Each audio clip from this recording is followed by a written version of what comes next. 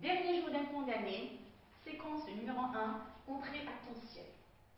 Aujourd'hui, nous vous proposons une activité de lecture dont l'objectif est de reconnaître les différentes relations entretenues entre le condamné à mort et les autres personnages. Première interaction, le condamné vu par lui-même. Je vous présente ici les énoncés que nous allons exploiter. Moi qui suis raffiné par l'éducation, chapitre 3. Ma genèse, ma docilité, les soins de l'aumônier de la prison et surtout quelques mots latins, chapitre 5. Je suis jeune, sain et pas. Chapitre 15 est-il un extrait du chapitre 34, je n'étais pas méchant. Donc nous allons tout d'abord commencer par un premier travail de repérage. Et nous allons repérer le pronom personnel employé. Le pronom personnel employé, le je. N'oublions pas ses dérivés, le moi et le ma, repris 2 fois. À qui renvoie ce pronom personnel et ses dérivés? Le je et ses dérivés renvoient au personnage principal, au narrateur qui est le condamné à mort. Retenons maintenant les expressions suivantes que je vais encadrer. Raffiné, jeune, sain, fort, méchant, mais avec une négation. Quelle est la nature grammaticale de ces mots et pourquoi le narrateur les a employés? Raffiné, je ne sens pas, méchant qui n'est pas méchant, si on ose dire gentil, sont des adjectifs qualificatifs utilisés par le condamné pour émettre un jugement valorisant. Pourquoi va-t-il émettre ce jugement valorisant? Eh bien, effectivement, là, il cherche à montrer un autoportrait valorisant, favorable, qui vise à traduire qu'il ne mérite pas d'être exécuté, qui ne mérite pas ce jugement. Deuxième interaction. Le condamné et sa famille. Si j'étais juré, elle avait vu au moins ma jolie petite Marie, ils auraient compris qu'il ne faut pas tuer le père d'un enfant de 3 ans. C'est un extrait, toujours du dernier jour d'un condamné, chapitre 9. Là aussi, nous allons exploiter les énoncés de l'œuvre Le dernier jour d'un condamné qui ont une relation avec ces deuxièmes interactions. Je vais dire, je laisse une mère, je laisse une femme, je laisse un enfant. 3 femmes, son fils, son mari, son père. 3 orphelines de différentes espèces. 3 veuves du fait de la loi. Ces innocentes, quand elles fait, on les déshonore, on les ruine. Les extraits que vous voyez là sont tirés du chapitre 9. Là aussi, on essaie toujours, par le biais du travail de repérage, de délimiter, de déterminer à qui renvoient les pronoms personnels employés. Donc, nous avons le je. Là aussi, et un tout dernier énoncé. Ma fille, mon enfant, ma pauvre petite Marie, c'est celle-là qui me fait mal. Donc, nous avons un elle, le pronom personnel le elle, sujet, pronom personnel le les, employé à 2 reprises, pronom personnel le COD, pronom démonstratif celle et le pronom relatif le qui. À qui renvoient ces pronoms personnels? Pronom démonstratif et pronom relatif. Donc, le elle, le les, c'est le qui renvoie à la famille du condamné. Quels sont les membres? Qui sont les membres de cette famille?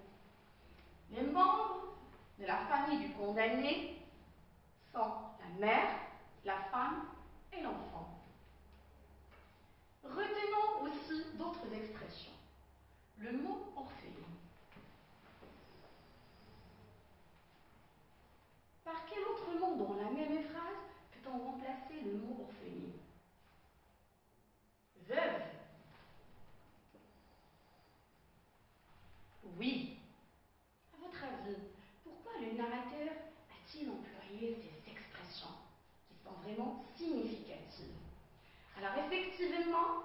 le condamné a employé ces expressions car il cherche à montrer qu'après son exécution, cette famille sera sans abri et souffrira à son tour. Et là, nous retenons la synthèse suivante. Pour dénoncer la peine de mort, Victor Hugo montre ici le chapitre 9, un exemple ou un argument assez pertinent de la famille du condamné qui est victime du jugement injuste et inhumain, à savoir la condamnation à mort. On passe maintenant à l'interaction numéro 3. Le condamné et les prisonniers. L'odeur étouffée de la prison me suffoquait.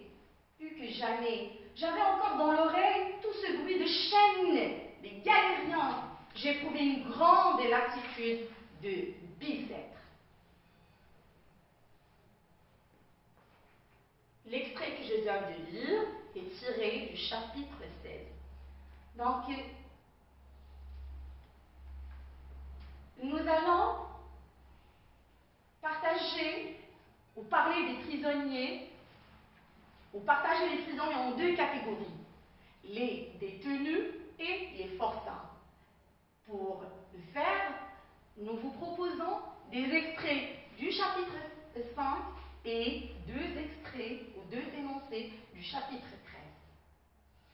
Je vais lire et par la suite, on va procéder au même travail de repérage, pronoms personnels, et on va se poser toujours la même question, à qui renvoient ces pronoms personnels. Donc, le je et le il. Le je renvoie au condamné et le il au pluriel, les autres détenus.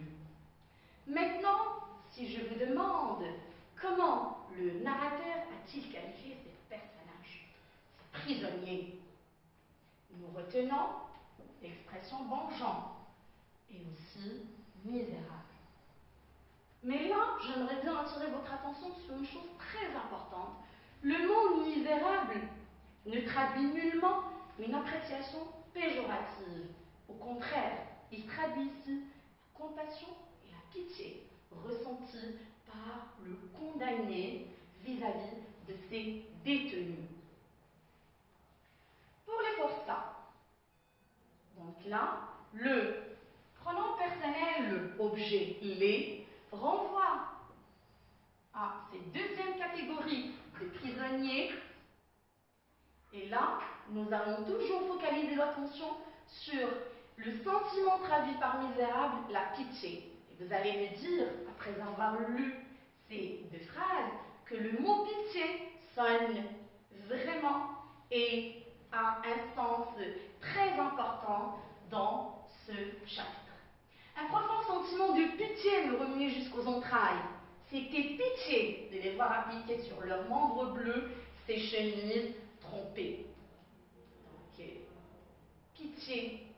Pourquoi il insiste sur pitié? Là, les forçats, tels qu'ils ont été présentés dans le chapitre 13, ils ont été torturés, maltraités. Et pour le condamné, ce n'était nullement un spectacle, c'était un acte humiliant, horrible, que lui aussi dénonce.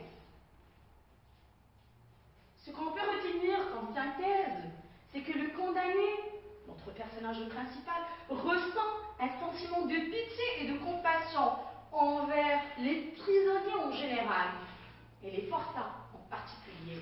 Et là, il dit, la grève est la serre de Toulon.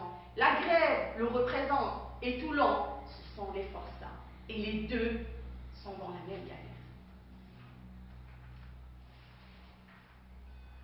Quatrième interaction, le condamné et le représentant de la justice. En lisant le dernier jour d'un condamné, nous avons opté à partager ces représentants de la justice en deux catégories. Ceux qui condamnent le condamné et ceux qui ressentent de la pitié envers lui.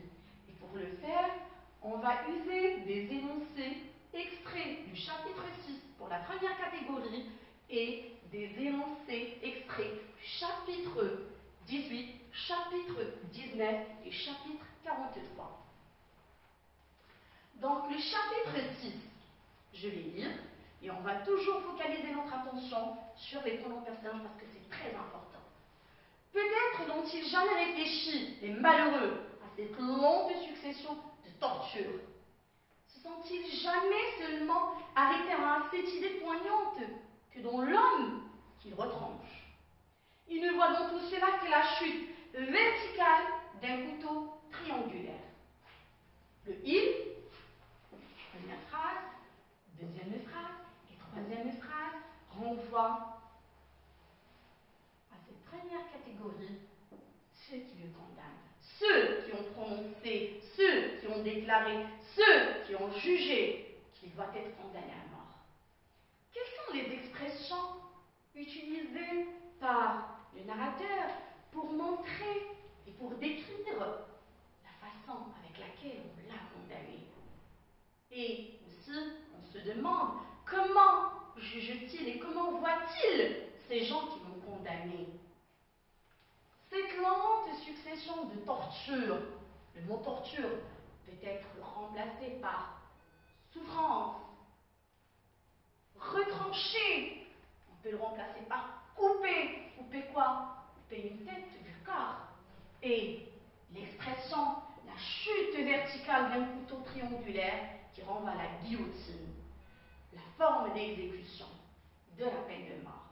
Donc les expressions qu'on vient de relever montrent et traduisent que la condamnation à mort est un acte inhumain, voire cruel. Deuxième catégorie, ceux qui ressentent de la pitié. Et là, on va changer un peu d'intonation.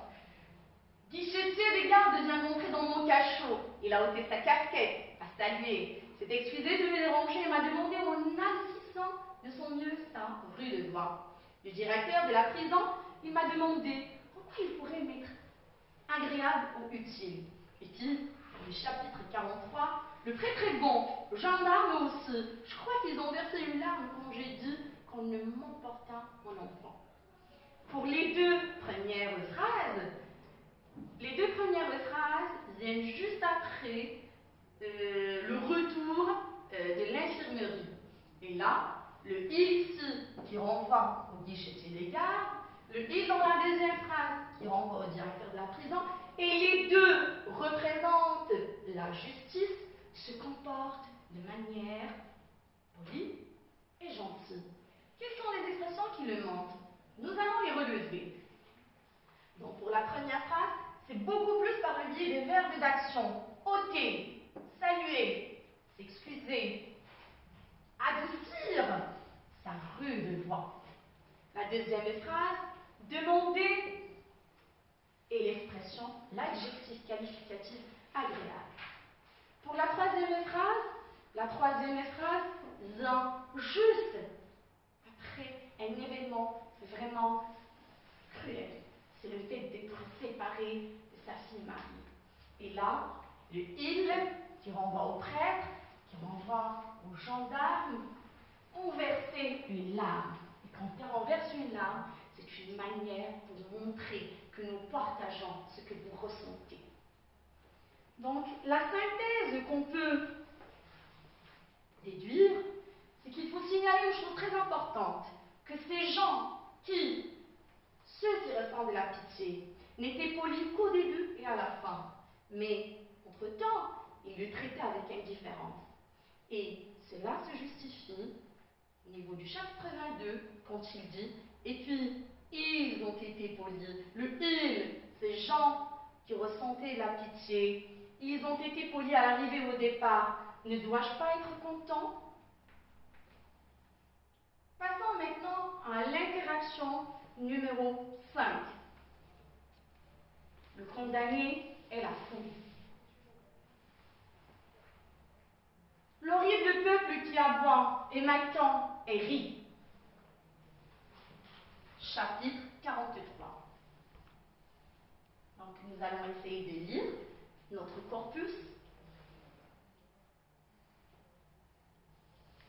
Une nuée de spectateurs qui venaient s'abattre sur les bancs de la salle d'audience comme des corbeaux autour d'un cadavre. Chapitre 2. Tout ce peuple qui se rua sur mes pas avec le fracas d'un édifice qui se démolit. Chapitre 2. La cour était plus encombrée encore de spectateurs que pour les galériens. Déjà la foule. Et chapitre 22. L'horrible peuple qui aboie et m'attend et rit. Chapitre 48. Et puis, les marchands de sang, hommes écriés à tue-tête. Qui veut des places? Chapitre 38 là aussi.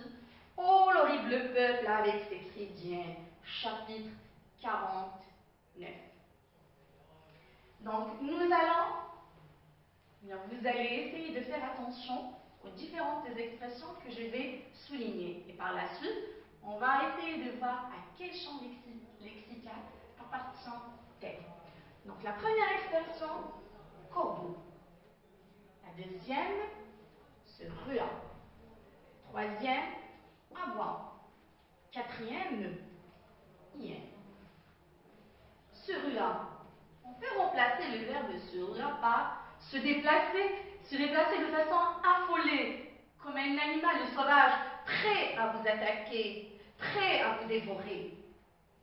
Hyène, c'est un animal qui se trouve toujours auprès des cadavres.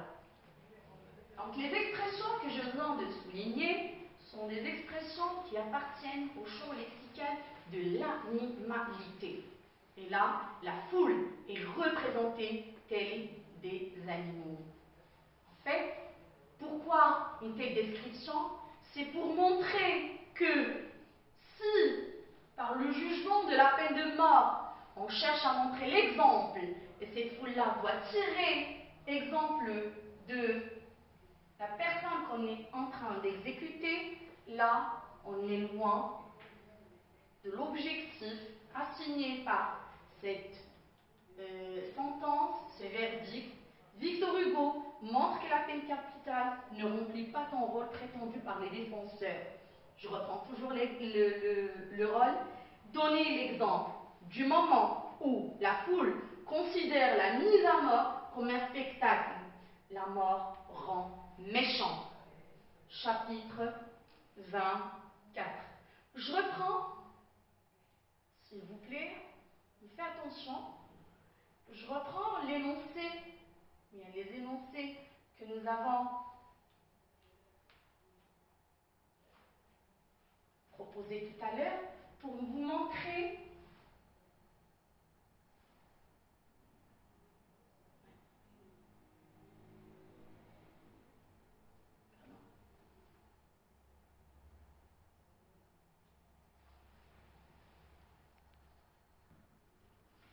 voilà les énoncés. Donc il est vrai, la foule n'est pas ici pour prendre comme exemple la mise à mort du condamné qui a versé du sang, mais ils sont là pour assister à un spectacle.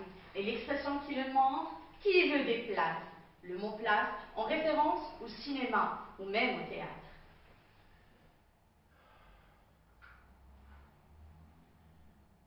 Donc voilà l'hyène dont je vous ai parlé tout à l'heure, l'utilisation du mot corbeau et avoir pour parler du chien. Là, c'est le champ lexical de l'animalité qui a été exploité ici pour montrer que la peine capitale ne remplit pas son rôle. Donnez l'exemple.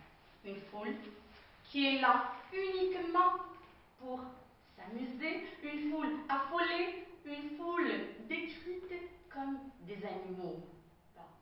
Comment peut-on remplir un tel rôle?